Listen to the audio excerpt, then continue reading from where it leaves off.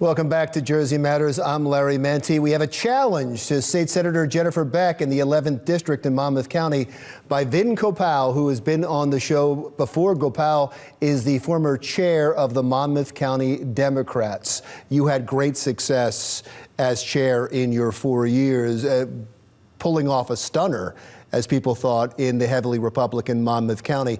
Is that success that you had the reason you're running now? You know, I enjoyed what was a volunteer position as county Democratic chair, and part of the reason I enjoyed it is I got to help recruit great candidates for mayor and state legislature that were fiscally responsible, socially conscious candidates. And I enjoyed doing it for 4 years, but I watched New Jersey go backwards with the highest property taxes in the nation, a school funding formula that still has not been implemented, and I think there's no better way that I can make a positive change than trying to run for office myself. So that's what I'd like to do now. When you talk to Jersey residents, the number one thing on their mind is property taxes. Their property taxes are too high. And yet, when you hear candidates talk, they're talking about the pension and funding the pension. They're talking about the school formula, which are also important, but I'm not sure they would be number one on the minds of the voters. It almost seems like in Trenton there's a resolve that property taxes are going to be high. Am I wrong on that? Yeah, absolutely. And it's not just Governor Christie, it's the last several governors.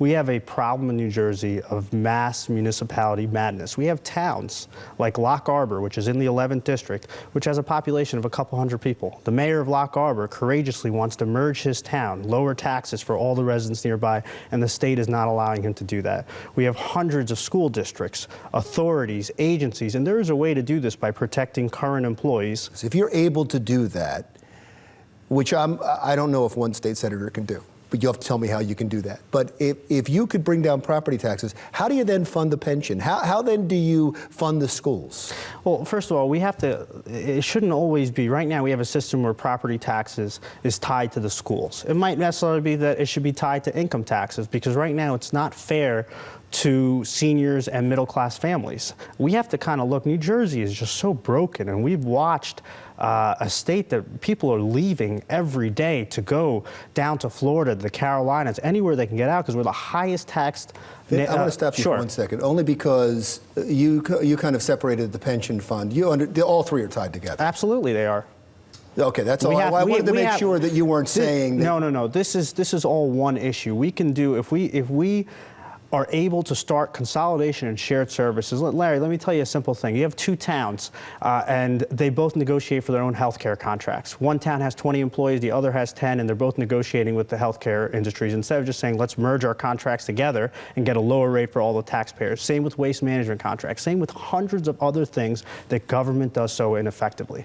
And it's a patronage system that New Jersey has had for hundreds of years, and we need to move away from it. And that's the only way we're going to lower property taxes in the state. I also found it fascinating in reading about you that you talked about that you have to get rid of the partisanship in Trenton, and yet your position has been extremely partisan for the last 4 years. How can you make that bridge? I believe you have to work across the aisle, because I'll tell you, even when I'm talking about lowering property taxes, consolidation, shared services, I'm going to get some pushback from a lot of my potential Democratic colleagues, but it's a lot of my Republicans. I will find common ground. Things on helping small businesses, things on keeping people in their homes. We will find consensus across party line. The race between you and Jennifer Beck has been characterized as an ugly campaign. It's going to get ugly. How so?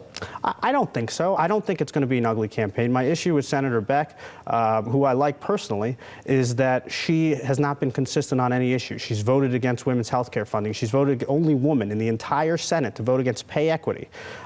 She's voted against property tax reform. She's currently the sponsor right now of legislation for trying to change the property tax program in Monmouth County. It's actually currently under criminal investigation by the Monmouth County Prosecutor's Office. She has voted on against background checks. You go issue by issue. She's also voted for some of these things, and then she votes against it. And that's my issue with her. People are tired of the typical Trenton politicians that vote one way, and then a day later the governor tells them to change their vote on a veto, like she has done countless times, and then she changed it. And we will put an invitation out to Jennifer Beck to also appear on the Sure. show. And her problem with you is she says you are a Camden County Democrat. She said most of the money that came into the county in the election came from Camden County. It seemed like a veiled attack that you're a Georgia Norcross candidate.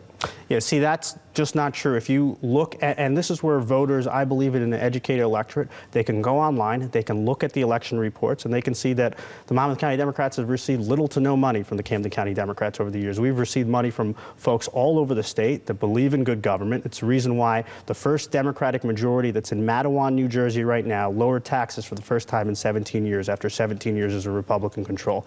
So we're about doing what's in the best interest. I'll tell you right now, here's another difference between Senator Beck and I. If we get a Democratic governor, and I believe it will be Phil Murphy, and if he's wrong on an issue, I'm going to work really hard against him. I'm going to do what's in the best interest for the taxpayers of Monmouth County, not what a political party tells me, not what a governor of the party tells me. And that's my issue with Jen Beck. She has sided every once in a while. Now that the governor is at 16% approval rating, she tries to run away. But for years, she carried his water, even being a co-chair when he ran for president. She stood there silently. She stood there silently when he created a $16 million special election, millions of dollars in Bridgegate legal fees. She's been silent on all these matters. Vin, thank you so much. Thank you for coming back. Vin Gopal, who is running against Jennifer Beck in the 11th district in Monmouth County for state senate.